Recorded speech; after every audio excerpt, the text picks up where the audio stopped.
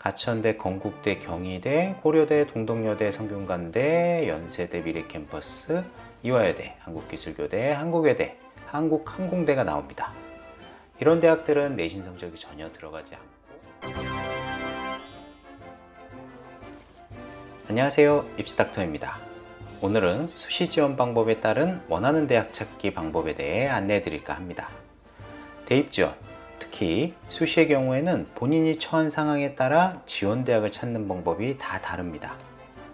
정시도 고려하고 있는지, 아니면 수시로 꼭 대학을 가려고 하는지, 생활기록부가 학종에 대한 준비가 되어 있는지, 면접에 대한 자신감은 어느 정도인지 등등, 이 모든 경우의 수를 감안하여 대학을 찾는 것이 쉬운 것은 아니죠.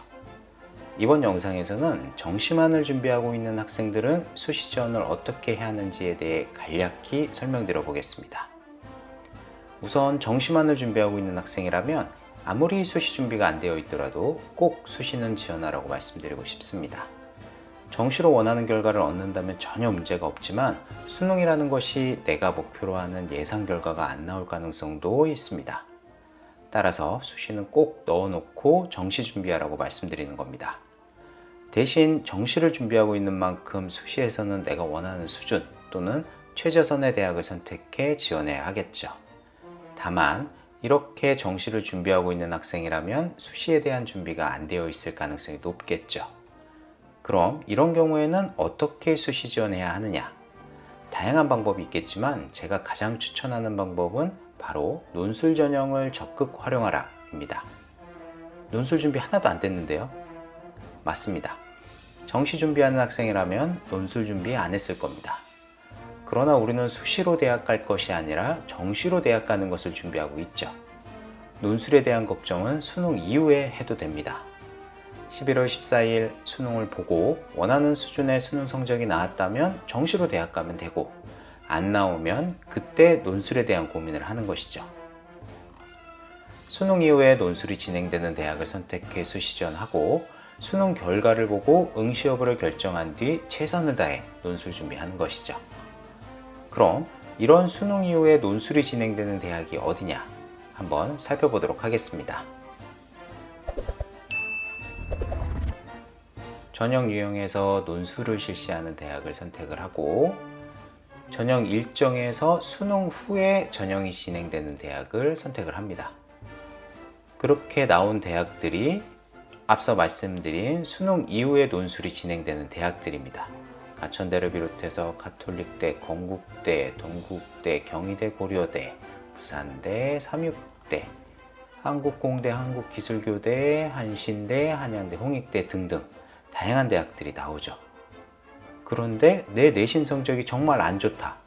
보통 논술 전형에서 내신 성적 5등급까지는 크게 영향을 주지 않는다고 봅니다. 내 내신 성적이 5등급도 넘어간다. 그렇다면 아예 논술만으로 학생을 선발하는 대학을 선택하면 됩니다. 논술만 100% 반영하는 대학을 살펴보면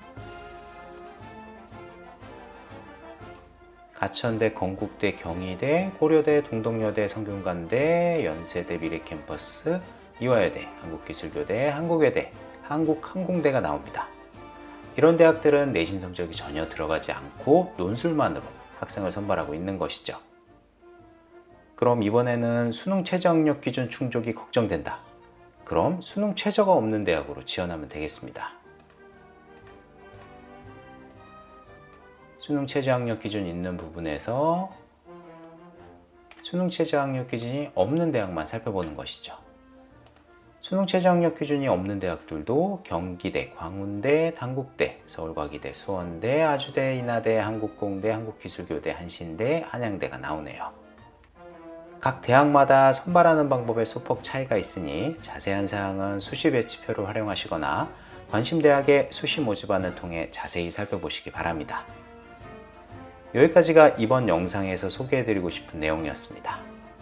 영상 마무리하면서 한 가지 말씀드리면, 제가 정시를 준비하고 있는 학생에게 논술 전형이라도 넣어봐라 라고 말씀드리는 이유는 생각보다 수능이 만만치 않기 때문입니다. 수능에서 내가 원하는 성적, 내가 목표하는 성적이 나온다면 전혀 문제가 없죠. 하지만 반대 상황도 대비해야 하는 만큼 보험은 들어놓으라는 겁니다. 보험을 안 써먹으면 좋은 거고, 보험을 써먹어야 하는 상황이 온다면 가능성은 낮고 확률도 낮지만 그래도 기회가 있는 만큼 도전해보는 상황을 만들어 보자는 것이죠. 수시 지원을 아예 안 해서 기회가 없는 것보다는 10에서 5%보다도 낮을 수 있지만 그래도 도전해 볼 수 있는 기회라도 만들어 놓는 것이죠. 정시만 준비하고 있는 학생들에게 수시 지원에 대해 조금이라도 도움이 된 영상이었으면 좋겠네요. 도움이 되셨다면 구독과 좋아요 부탁드리며 하단에 더보기 및 고정 댓글 보시면 대입과 관련된 주요 사항도 안내되어 있으니 참고해 보시기 바랍니다. 정시를 준비하는 학생들인 만큼 얼마 안 남은 수능일까지 남은 기간 최선을 다하시고 원하시는 대학에서 좋은 결과 있길 기원하겠습니다. 이상 UC닥터였습니다. 감사합니다.